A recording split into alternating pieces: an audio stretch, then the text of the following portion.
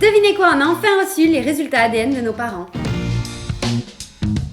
Je sais pas si vous vous souvenez, mais il y a à peu près un mois, on a fait notre test ADN avec MyHeritage et on vous a montré ça en vidéo. Je sais pas ce que vous en avez pensé, mais nous on a quand même été assez bluffés. Et vu qu'on avait acheté ça pour Noël, on avait aussi acheté un kit pour nos parents. Du coup, faire ça à nos parents, ça va nous permettre de voir si les résultats de MyHeritage se tiennent et du coup de savoir aussi de qui on tient quoi dans nos origines. Bon, on doit dire qu'on n'est pas hyper patiente. On a reçu les résultats il y a quelques semaines de ça et vu qu'on n'avait pas l'occasion de filmer, on les a regardés. Donc oui. Aujourd'hui, ça va pas être un effet de surprise. Mais malgré tout, il y a eu des surprises dans ces résultats. Et vu que vous avez bien aimé notre première vidéo, on s'est dit qu'on allait partager ça avec vous quand même. Oui. Si tout ce qui est ADN ça vous intéresse, restez bien jusqu'à la fin de vidéo parce que vous allez voir que dans ces résultats justement, il y a de la surprise et ça ouvre un petit peu à débat parce qu'il y a des choses un petit peu étranges mine de rien. Donc on vous invite à rester avec nous jusqu'à la fin de cette vidéo pour en apprendre un petit peu plus. Si c'est la première fois que vous passez sur notre chaîne et que vous aimez vous divertir et apprendre des choses curieuses de la vie, eh bien abonnez-vous dès maintenant à notre chaîne, on sera là toutes les semaines pour vous servir. Alors comme on vous a dit les résultats de nos parents, nous on les a déjà vus mais pour autant on va vous les montrer à vous. Si jamais vous voulez voir nos résultats, on vous mettra la vidéo qu'on a faite juste ici en haut de l'écran. Et vous verrez, c'est quand même assez intéressant parce qu'on a beau être sœurs, on n'a pas eu les mêmes résultats. Évidemment, ceci dit, dans la vidéo d'aujourd'hui, on va faire un parallèle entre les résultats de nos parents et les nôtres. Mais bon, du coup, on reviendra un petit peu plus tard sur nos résultats à nous. C'est parti, mon kiki! Donc nous allons commencer par les résultats de Papa. Alors, Papa Jordan, que vous avez vu dans une de nos vidéos, n'est-ce pas? Après moi je les ai vus mais j'ai pas trop bien gardé en tête, donc je vais un peu redécouvrir aussi. C'est parti pour l'intro. Êtes-vous prêts? C'est maintenant.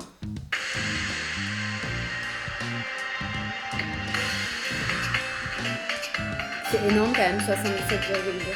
C'est vraiment énorme. Pour que toi t'en aies 0 et moi 7. Jusque là c'est compréhensible.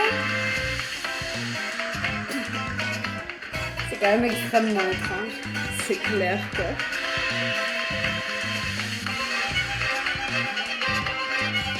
Ça vous comprendrez qu'on a beaucoup ri à ça parce que... Là, concrètement, à frais, ce qu'il faut savoir, c'est que les 77% anglais et 14% scandinaves, on s'y attendait, ça matchait. Je pensais pas forcément tant de pourcentage que anglais en fait. Non, ouais, moi non. Je pensais que ce serait peut-être mixé, irlandais, écossais, bon, tout ce qui est du nord. Par contre, il faut que vous compreniez que grec et italien du sud et juif ashkénaze, même si c'est en petite quantité, on n'a jamais entendu ça du côté de mon père, quoi. Non, vraiment jamais de la vie. On a énormément ri à ce résultat. On m'aurait dit quoi que ce soit d'autre, j'aurais peut-être dit oui, mais ça... C'est ça. Bon, oui, c'est vrai que c'est un résultat du coup. Alors oui, une petite chose qu'on vous a pas dit, c'est qu'en fait, il y a un moment donné où nos parents étaient censés recevoir les résultats. Et genre, la veille de recevoir les résultats, ils ont reçu un mail de MyHeritage qui leur a dit qu'en fait, ça allait prendre un mois de plus parce que ils étaient en train de changer leur façon d'analyser l'ADN en fait, et que c'était quelque chose d'un peu plus précis. Là déjà, vous voyez un truc, c'est que nous, on a énormément d'origines différentes, enfin énormément entre guillemets, on en a pas mal quand même, tandis que là, mon père en a que 4. Et nous aussi, les appellations de nos origines, ça englobait plus des parties plus globales. Là, j'ai l'impression que c'est quand même plus ciblé. Bon, bref, on va voir après là-dessus. Maintenant, de suite, on va voir par contre celui de notre mère. Et c'est parti pour celui de notre mère.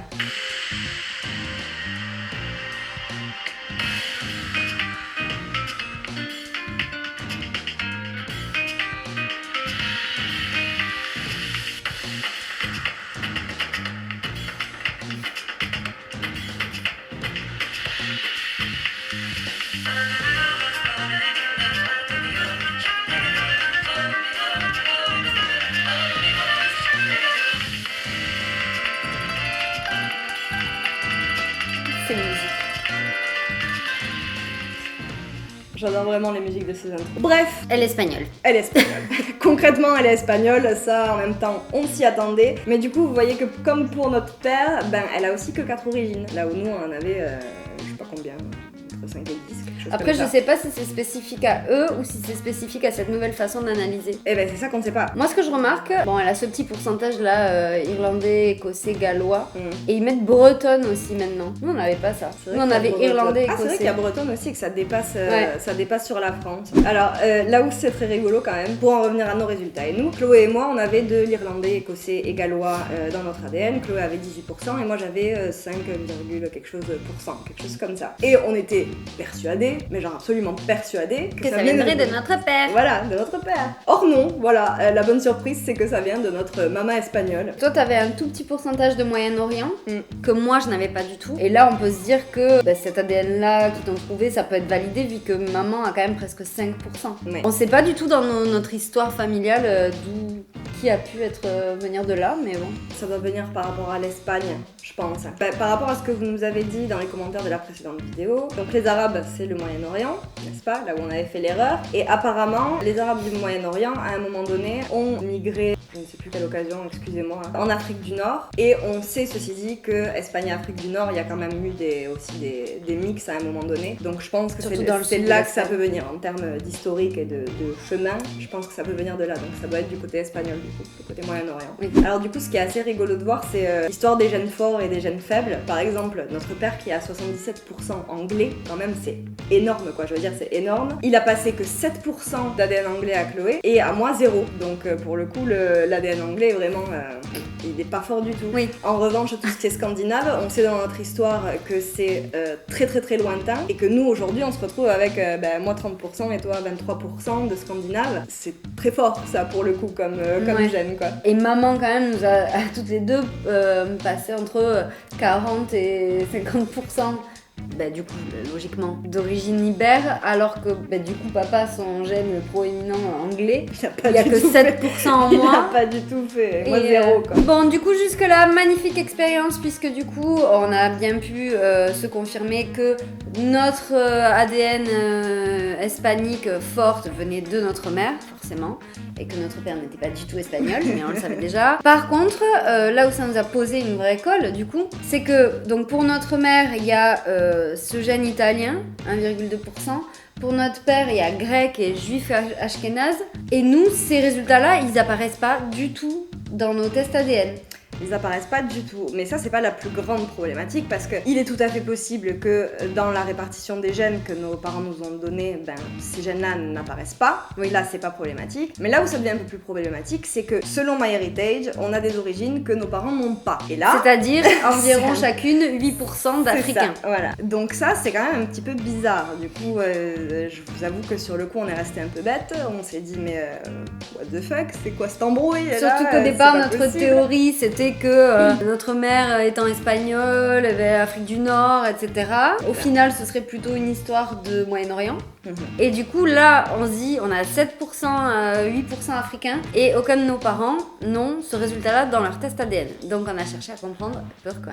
C'est ça. Alors du coup, pour comprendre pourquoi, on a fait un truc très bête, c'est qu'on a envoyé un mail à MyHeritage pour qu'ils nous expliquent pourquoi. Parce que quand même, les résultats viennent d'eux. Voilà, c'est un peu à eux aussi de donner des explications. Donc en gros, on se posait vraiment la question de la fiabilité de ces tests ADN, parce que quand même, on trouvait que 7-8%, bon, c'était quand même beaucoup, et surtout que toutes les deux, on l'avait. On s'est adressé à quelqu'un de chez MyHeritage qui nous a répondu que, sachant avant toute chose, juste un petit truc comme ça, au cas où ça vous passerait par l'esprit, qu'on sait quand même, au vu de nos ressemblances avec nos parents, que notre père est bien notre père, et qu'on n'a pas des origines d'ailleurs. Première chose qui est sûre et certaine, ok? Ça, on met pas de doute là-dessus, c'est sûr et certain. Je veux dire, je ressemble à mon père, ma soeur ressemble à mon père, tout va très bien, c'est cool. J'ai les oreilles de la mère de mon père. Ouais, moi pareil, on a les côtés, les oreilles immenses côté paternel, donc ça va quoi. Oui, parce que sinon dans les commentaires ça va s'affoler, réfléchissez plus, c'est plus votre père. C'est ça. Bon. Êtes-vous sûr que votre mère n'a pas couché avec le facteur, vous voyez, ce genre de choses-là? Non, on sait que non, ça va très bien. Enfin peut-être, mais en tout cas il n'y a pas eu d'enfant avec, on ne sait pas. Oh, arrête.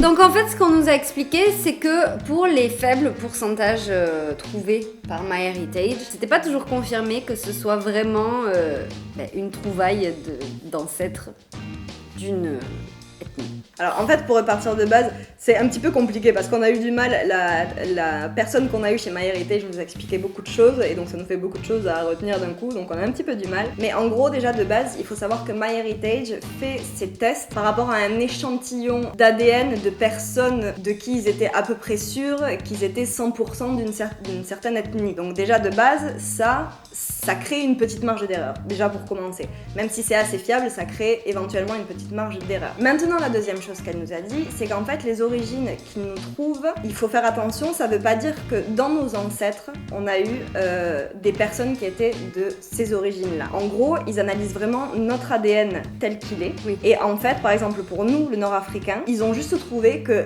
l'ADN de Chloé et moi avait des ressemblances très proches avec l'ADN qu'on peut trouver en Afrique du Nord. Oui, ce qu'elle a dit très exactement, c'est que c'est le code ADN qui ressemblait. Par exemple, ton père va être XXXX, ta mère AA, et toi tu vas être XAXA. Et bien peut-être que XAXA, ça correspond, ça ressemble énormément au code ADN du type de population échantillonnée en Afrique du Nord. Pour notre cas, par exemple. C'est ça. Du coup, moi, le parallèle que je fais, en fait, pour bien comprendre ça, c'est qu'il faut se dire qu'en fait, le mix des ADN de nos deux parents, il peut créer une espèce de mutation, selon le mix qu'il fait. Enfin, une mutation, hein, c'est imagé ce que je veux dire, une espèce de mutation qui, en fait que tu as un ADN muté qui ressemble de très près à l'ADN d'une autre population. En fait, c'est ça. C'est l'évolution des mixités qui fait que ça ressemble à tel ou tel endroit. Pour autant, ça veut pas dire que tu as des ancêtres qui viennent de tel ou tel endroit et que, voilà, que tu as un ADN direct qui vient de ce code ADN. Mais de toute façon, en fait, rien qu'en créant leur échantillonnage, donc du coup, à notre époque, si vous voulez, ils ont analysé l'ADN de gens qui avaient un historique prouvé d'être de tel endroit sur le plus longtemps possible. C'est ça. Donc ils se sont basés sur ça et forcément, déjà, c'est pas sûr à 100%. C'est ça. Ça prend pas en compte les éventuels mensonges, les éventuelles tromperies, les éventuels petits secrets de famille, voilà. Donc ça, en fait, déjà, l'analyse se fait déjà sur une certaine base de petite mixité. Par rapport aux personnes sur qui ils ont fait leur échantillonnage, t'as une marge d'erreur, mais c'est pas genre 60% de marge d'erreur, c'est une petite marge d'erreur. Donc du coup, toi, tu interprètes comment ce résultat? Tu penses vraiment qu'on a... Non, je pense que le mélange des gènes qu'on a reçus de nos parents fait que il doit y avoir un couple de gènes quelque part qui fait que mélangés ensemble, ça ressemble fort au code ADN du Nord-Africain. D'accord, mais du coup pour toi, tu considères que c'est faux quand même, nous n'avons pas qu'on peut pas. On n'a pas d'ancêtres nord-africains. Voilà. Mais pour autant, ça veut dire que peut-être que nous, par exemple nos enfants, plus ça va aller, s'ils prennent ces gènes-là qui nous ont fait ça, peut-être que du coup on a une génétique qui va se rapprocher de plus en plus du Nord-Africain, tu vois. Ou s'éloigner. Parce que du coup on est porteur. Selon avec qui ou on s'éloigner, fait des voilà, enfants. ou s'éloigner. Mais que voilà, en gros, nous on est porteurs de ça et que du coup, il n'empêche que même si on n'a pas d'ancêtres nord-africains, on a des trucs dans notre ADN qui font qu'on ressemble, qu'on a des features nord-africaines. Il y a autre chose, et c'est ce qu'on disait tout à l'heure, qu'on ne sait pas si ça vient de leur nouvelle façon d'analyser l'ADN ou pas. Donc comme on disait, nos parents ont que 4 origines, là où nous on en a plusieurs. Et du coup, on se disait qu'éventuellement, ça, MyHeritage, ils nous l'ont pas dit, mais que éventuellement, le fait qu'ils aient une recherche plus poussée sur l'ADN, peut-être que c'est plus fiable et que ça...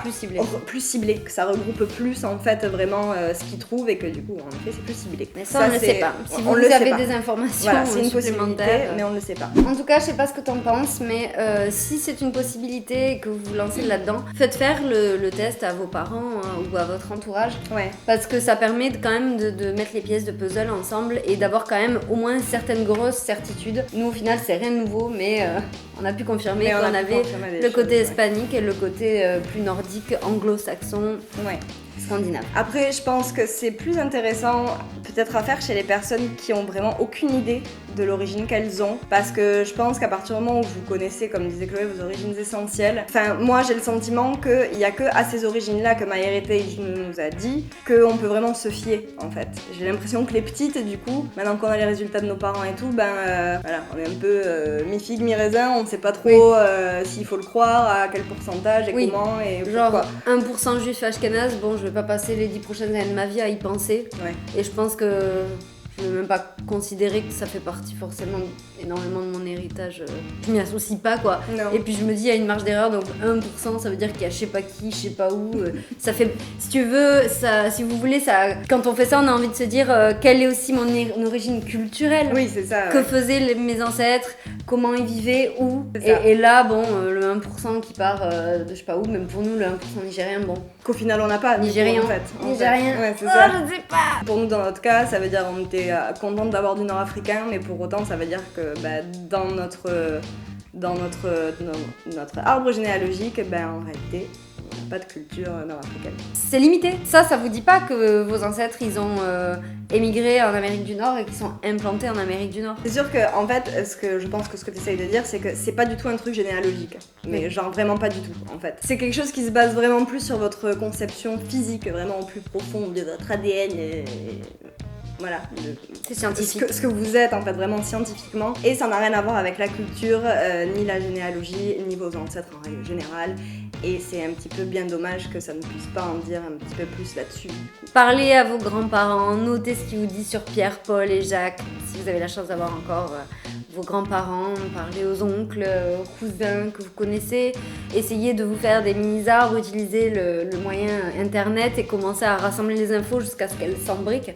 Et en plus, on vous en a déjà parlé la dernière fois, mais nous on continue à avoir ce qu'ils appellent les smart matches. Et on a rentré les infos qu'on avait et à chaque fois qu'une info est confirmée de notre côté par quelqu'un d'autre, ça en fait couple les arbres généalogiques de plusieurs personnes et ça vous permet d'avoir une vue beaucoup plus étendue de qui est qui et qui est où. Et ça c'est super cool pour le coup. Tout ça pour dire que notre mère est très espagnole, tout ça pour dire que notre père est très anglais et que nous avons surtout pris beaucoup d'espagnol de notre mère et très peu d'anglais de notre père. Moi oui quand même. Oui, moi pas du tout. Bref, en tout cas, voilà pour cette vidéo. Du coup, on espère que ça vous aura intéressé. Si c'est le cas, n'oubliez pas de mettre un petit pouce bleu sous cette vidéo et d'aller voir aussi d'autres vidéos de la chaîne. Encore une fois, bien sûr, on attend vos commentaires par centaines et par milliers. Exactement. Pour nous aider à trouver l'introuvable. Alors, juste une petite chose, inutile de ne pas être cordial entre vous en commentaire, inutile de vous mettre sur la gueule en commentaire parce que c'est vraiment pas cool. Nous on aime bien qu'il y ait une bonne ambiance dans les commentaires et là sur la dernière vidéo, parfois ça dérapait un petit peu. Donc restez polis, restez gentils et soyez bienveillants envers autrui. Et rappelez-vous que grâce à MyHeritage, on sait maintenant qu'on est tous plein de choses. Ça sert à rien de se dire non c'est ci, non c'est ça. C'est ça. L'important c'est de partager les informations qu'on a, si c'est ce que vous voulez faire en commentaire. Et rien de plus. C'est tout pour aujourd'hui. Nous en tout cas on se retrouve la semaine prochaine dans une nouvelle vidéo. Et d'ici là on vous fait plein de bisous. Bye bye.